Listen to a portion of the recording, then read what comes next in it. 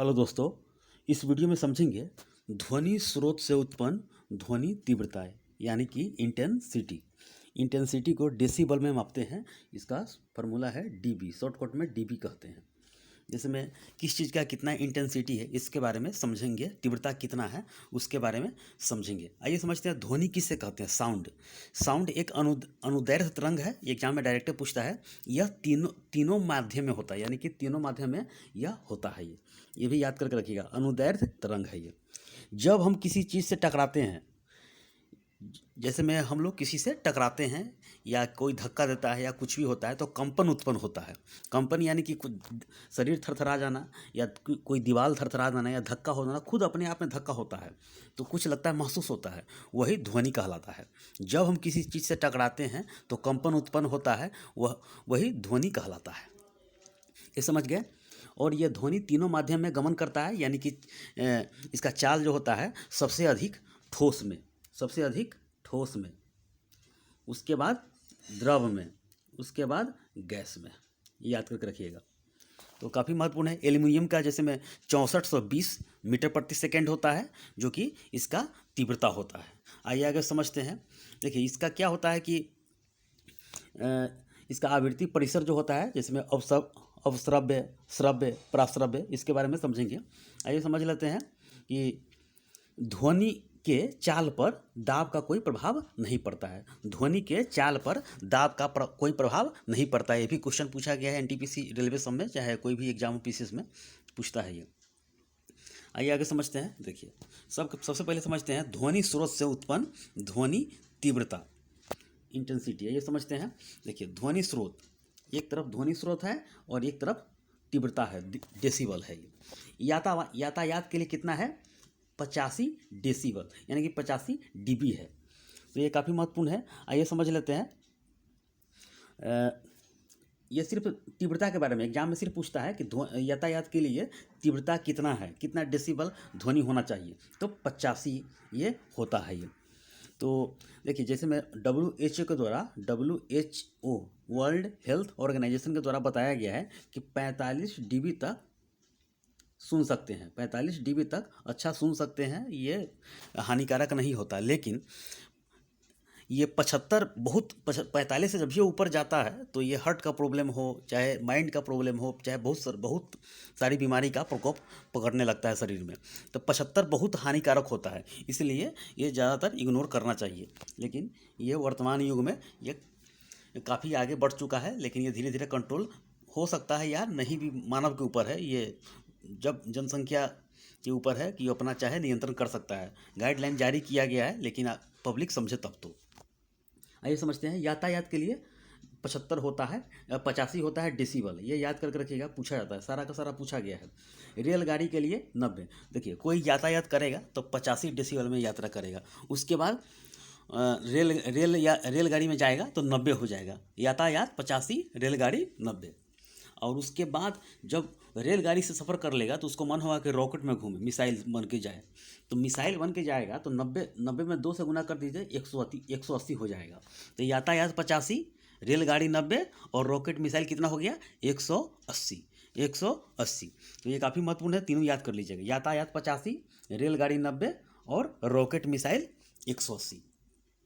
देखिए जो ऑर्केस्ट्रा होता है, ऑर्केस्ट्रा क्या होता है, इसमें कितना डीबी होता है? तो 100 डीबी, यानी कि डीजे उजे जितना भी होता है उसमें, तो ये 100 डीबी इसमें इसका तीव्रता होता है ऑर्केस्ट्रा। तो ऑर्केस्ट्रा सबको याद हो जाएगा, क्योंकि ऑर्केस्ट्रा हर जगह कोई फंक्शन में लाया जाता है। दुर्गा पूजा हो, चाहे कोई बड़ा बड़ा फंक्शन त्यौहार हो, या शादी विवाह में आजकल प्रचलन चल चुका है, इसमें लाया जाता है। तो ऑर्केस्ट्रा कितना होता है? 100 डीबी, यानी कि डेसिबल। मोटरसाइकिल जो चलाते हैं कितना है? 110। मोटरसाइकिल याद रहेगा, क्योंकि आप लोग रोज़ाना में यूज करते हैं। तो मोटरसाइकिल 110 हो गया। ट्रैक्टर 90 से 110। तो रिवीजन करिए पहले। यातायात कितना हो गया? 85, रेलगाड़ी 90, रॉकेट मिसाइल 180। 3 तो याद हो गया, 3 याद कर लीजिए। फिर orchestra, motorcycle, tractor. Orchestra 100, motorcycle 110 और ट्रक एवं ट्रैक्टर कितना हो गया? 90 से 110। 3 इधर याद कर लीजिए, 3 ग्रुप बना लीजिएगा। उसके बाद जेट विमान समझते हैं। जेट विमान, ये विमान होता है 140 से 150, 140 से लेके 150 जेट विमान होता है। 140 से लेके 150 जेट विमान होता है। सायरन जो बजाया जाता है, सायरन 110 से लेके 120, सायरन जो हो गया 120 तक सीमित है, 110 से लेके 120 तक। भीड़ में जो ट्रैफिक होता है, ट्रैफिक 170 होता है, 70 dB के तीव्रता होता है ये। फुरफुराहट, जैसे मैं कोई फुसफुसाहट बात करता है, जैसे मैं कोई दो आदमी है अकेले में गुप्त तरीके से बात करता है, जो आवाज़ आपको बहुत कम न के बराबर, सिर्फ उसका कंपन सुनाई देगा, तो ये 15 से 20 होता है फुरफुराहट। जैसे गांव देहात में देखते होंगे ना, कोई किसी तरह बात करता हो, चुनाव की बात हो चाहे कोई भी बात हो, तो ये गुपचुप तरीके से बात करना कि अगल बगल को पता ना चले, तो ये 15 से 20 dB में होता है। तो भीड़ में ट्रैफिक 70, फुरफुराहट 15 से 20, सायरन 110 से 120, जेट विमान 140 से 150, ट्रक ट्रैक्टर कितना हो गया 90 से 110, मोटरसाइकिल 110, ऑर्केस्ट्रा 100, रॉकेट मिसाइल 180, रेलगाड़ी 90, यातायात 85। इतना समझ गया, ये आगे समझते हैं।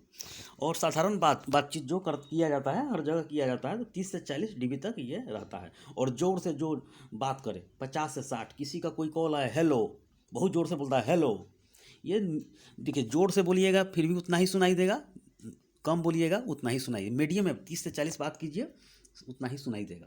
तो जोर से बात करने से कोई फ़ायदा नहीं है। तो जोर से बातचीत 50 से 60 होता है। जो कोई जोर से बोला किसी चीज़ में हो तो बोलने ये ठीक नहीं होता है, ये शरीर के लिए भी हानिकारक होता है। जैसे कोई बच्चे के ऊपर नहीं बोलना चाहिए, क्योंकि वह उसका हार्ट और तेज़ी से यानी कि उसका धड़कन तेज़ी से बढ़ने लगता है, तो ये हानिकारक हो जाता है, बाद में इसको तबीयत ख़राब होने लगता है। इसीलिए धीरे धीरे बात करें और नॉर्मल तरीके से, तो ये पकड़ में रहता है, यानी कि साउंड एकदम कंपन पकड़ में रहता है, ये जो साधारण कान सुन सकता है। साधारण बातचीत कितना 30 से 40, फुरफुराहट 15 से 20, भीड़ में ट्रैफिक 70, जोर जोर से बातचीत कितना होता है 50 से 60। और सूक्ष्म तरंगे जो होता है 6 गुने 10 के पावर 6 होगा, 6 गुने 10 के पावर 6 से 3 गुने 10 के पावर 9 घात है। ये याद करके रखिएगा, 6 to 3, इधर 6 to 9 हो जाएगा, यानी कि 6 गुने 10 के पावर 6 से लेके 3 गुने 10 के पावर 9 तक। तो बस यही एग्जाम में बराबर रिपीटेशन होगा, देखिएगा कोई भी एग्जाम में यही होगा, तो ये याद करके रखिएगा। ज़्यादातर पूछा गया रॉकेट मिसाइल का, ऑर्केस्ट्रा नहीं पूछा गया है, लेकिन पूछ सकता है, ये NCERT के बुक से उठाया गया है ये। तो यातायात कर लीजिएगा 85, रेलगाड़ी 90, rocket missile 180, orchestra 100, motorcycle 110, truck tractor 90 से 110, जेट विमान 140 से 150, सायरन 110 से 120, भीड़ में ट्रैफिक 70, फुसफुसाहट जो बोलते हैं उसे 15 से 20, साधारण बातचीत जो होता है 30 से 40, यही सबसे बढ़िया है साधारण बातचीत, यही है सबसे मीडियम है, जो कि ठीक ठाक है। जोर से बातचीत 50 से 60, बाकी ये सूक्ष्म तरंगे 6 गुने 10 के पावर 6 से 3 यानी कि 3 गुने 10 के पावर 9 तक ये लिमिट है। ये तो ठीक है, इतना समझ गए आप लोग। और ये देखिए आवृत्ति जो परिसर होता है एक अवश्रव्य होता है, यानी कि 20 हर्ज से नीचे, यानी कि अवश्रव्य जो होता है 20 हर्ज से नीचे यानी सुना जाता है, जो कि धड़कन का पता करने के लिए, हार्ट का धड़कन का पता करने के लिए, भूकंप को पता करने के लिए, जिसे मनुष्य नहीं सुन सकता है, अवश्रव्य होता है। एक श्रव्य होता है जो कि 20 हर्ज से लेकर 20,000 हर्ज तक होता है, जिसे मनुष्य सुन सकता है।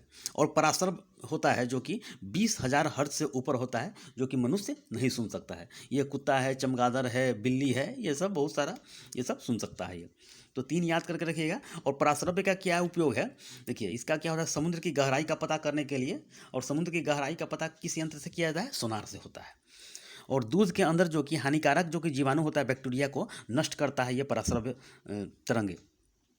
और गठिया रोग हो, ये ट्यूमर का पता लगाने के लिए, वायुयान, चिमनियों के कालिख साफ करने के लिए, जिसमें कीमती कपड़े को साफ करने के लिए, गठिया रोग के उपचार के लिए पराश्रव्य तरंग का वर्तमान युग में ये उपयोग होता है। समुद्र की गहराई की फैडोमीटर में मापा जाता है, याद करके रखिएगा। तो ये यही क्वेश्चन बनता है। जैसे में एक होता है प्रतिध्वनि, जो कि भाषण कोई दे रहा है तो वह आवाज़ टकराती है, गूंजती है, तो ये प्रतिध्वनि इको कहलाता है। ये तो ये काफ़ी महत्वपूर्ण है, ये आप लोग याद करके रखिएगा। और इसमें ध्वनि का अध्ययन पूछता है तो ध्वनिकी बोला जाता है, एकॉस्टिक्स बोला जाता है। तो ये याद करके रखिएगा, ध्वनि अनुदैर्ध्य तरंग है। तो ये इतना ही है, पूछा जाता है एग्जाम में। तो ठीक है, इस वीडियो में इतना ही। धन्यवाद।